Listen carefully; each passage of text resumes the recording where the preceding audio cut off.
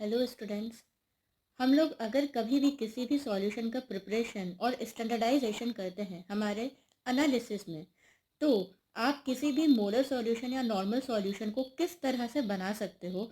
तो आज मैं आपको इसी की कैलकुलेशन बताने वाली हूँ। बोथ मैं आपको नॉर्मेलिटी के लिए और मोलरिटी के लिए, दोनों के लिए मैं आपको कैलकुलेशंस यहाँ पे समझाने वाली हूँ।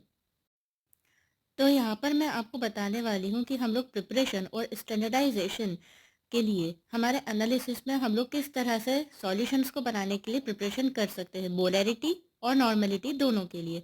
तो जैसे अगर मान लो मैं यहाँ पर एग्जांपल के तौर पे बात करूँ तो हम यहाँ बात करेंगे, ठीक है, कैलकुलेशन फॉर, ठीक है, प्रिपरेशन ऑफ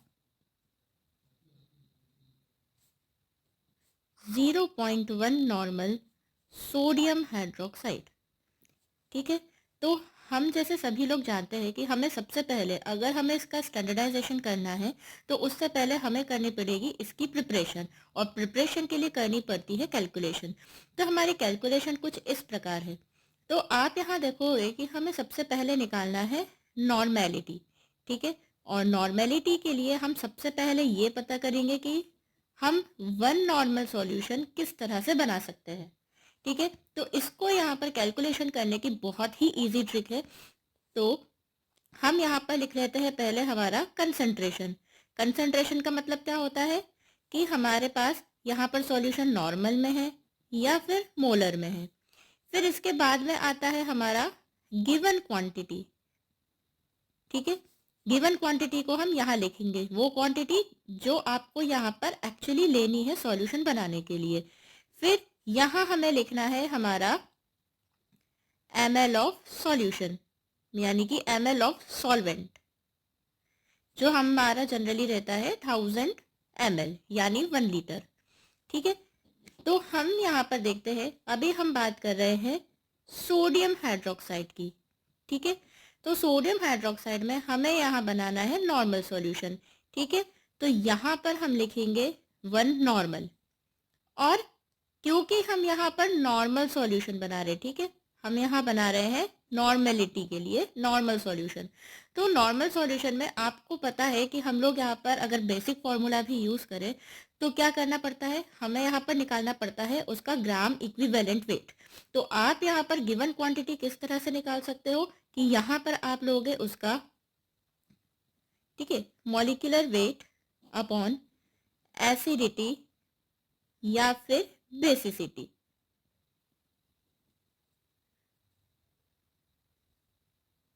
ठीक है, एसिडिटी या बेसिसिटी। ठीक है, और इसको हम बनाएंगे 1 लीटर के लिए यानी 1000 ml के लिए। अब यहाँ पर आपको पता ही है कि एसिडिटी और बेसिसिटी किसे कहते हैं, और अगर आपको इस पर और डिटेल वीडियो चाहिए तो मैं आपको वो अलग से बना के भी शेयर कर सकती हूँ। तो यहाँ पर अगर हम देखें सोडियम हाइड्रोक्साइड, ठीक है, तो सोडियम हाइड्रोक्साइड को अगर हम बात करें तो ये यहाँ पर जब डिसोसिएट होगा तो यहाँ बनेगा एक Na+ और OH माइनस। ठीक है, तो यहाँ पर NaOH ये हमारा क्या रहता है, स्ट्रॉन्ग बेस। और इस स्ट्रॉन्ग बेस, क्योंकि ये स्ट्रॉन्ग बेस है तो यहाँ हम इसकी क्या कैलकुलेट करेंगे, एसिडिटी। ठीक है, एसिडिटी। ठीक है, एसिडिटी मतलब कि यहाँ पर ये जो इसने एक OH निकाल दिया। ठीक है, तो अब ये यहाँ पर जो सोडियम है ये एक सोडियम यहाँ पर बचा। ठीक है, और ये एक सोडियम फिर फर्दर रिएक्ट कर पाएगा, तो इसी को हम कहते हैं एसिडिटी। तो इसकी एसिडिटी कितनी हुई, क्योंकि इसने यहाँ पर कितने OH एलिमिनेट किए हैं, 1, तो यहाँ पर इसकी एसिडिटी भी होगी 1। ठीक है, तो अब हम वापस से ये जो हमने बेसिक फॉर्मूला लिया है, ठीक है, हम अब इसकी बात करते हैं। तो यहाँ पर आप देखेंगे कि हम बना रहे हैं 1 नॉर्मल सॉल्यूशन, किसका, NaOH का। तो उसके लिए हमने लिया यहाँ पर 1 नॉर्मल। अब हम अगर इस फॉर्मूले में ये जो हमने फॉर्मूला लिया था मॉलिक्यूलर वेट अपॉन एसिडिटी या बेसिसिटी, तो हम सबको पता है कि NaOH का मॉलिक्यूलर वेट कितना होता है, 40। ठीक है, तो 40 डिवाइडेड बाय 1 करेंगे तो ऑब्वियसली हमारा आंसर 40 आ जाएगा। और यहाँ हम बना रहे हैं सॉल्यूशन 1000 ml यानी 1 लीटर के लिए। ठीक है, तो हमारे पास क्या आ जाएगा कि 1 नॉर्मल सॉल्यूशन के लिए हम यहाँ पर 40 ग्राम NaOH लेंगे और इसको 1000 ml वाटर में डिज़ोल्व कर देंगे। अब हमारा क्वेश्चन था कि हमें 0.1 बनाना है इससे पहले, ठीक है, ये तो है हमारा 1000 ml के लिए। अब अगर मैं आपको बोलूं कि हमें यहाँ बनाना है 250 ml, ठीक है, हमें कितना बनाना है, 250 ml सॉल्यूशन बनाना है, तो हम कैसे बनाएंगे? यहाँ जो आप ये 1000 देख रहे हो, हम सबसे पहले हम ये इक्वेशन देख लेंगे कि हमारा 1 नॉर्मल 1 लीटर के लिए कैसे बनेगा।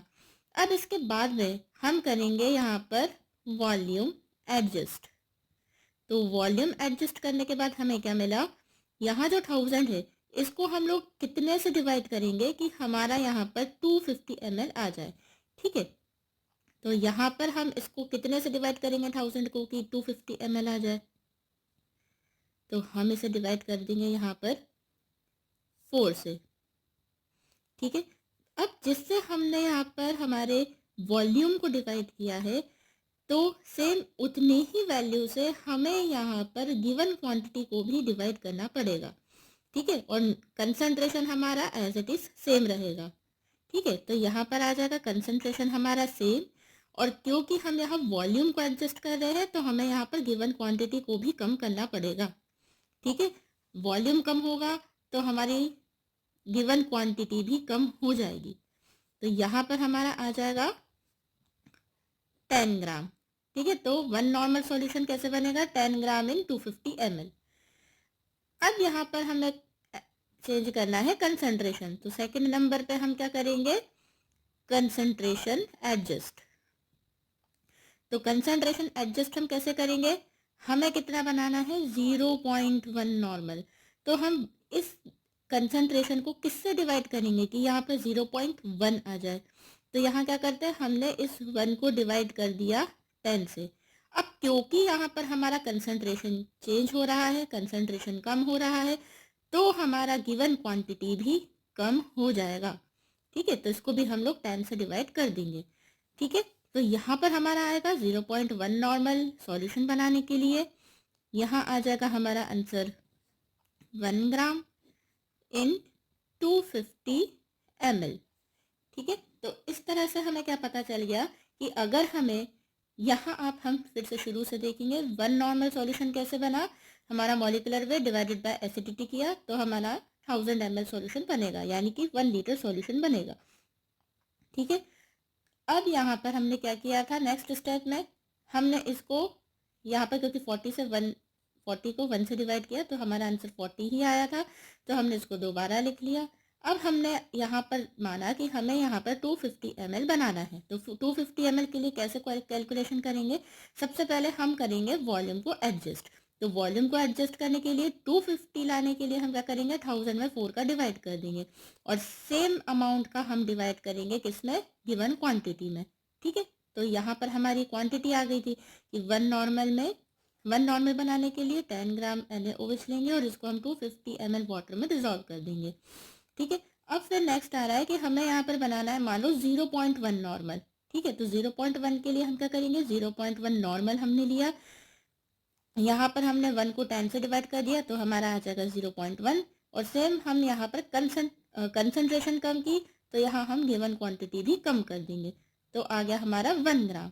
और इससे आपको क्या पता चल गया कि 0.1 नॉर्मल NaOH सॉल्यूशन बनाने के लिए हमें 1 ग्राम NaOH लेना है और उसको 250 ml डिस्टिल्ड वाटर में डिसॉल्व करना है।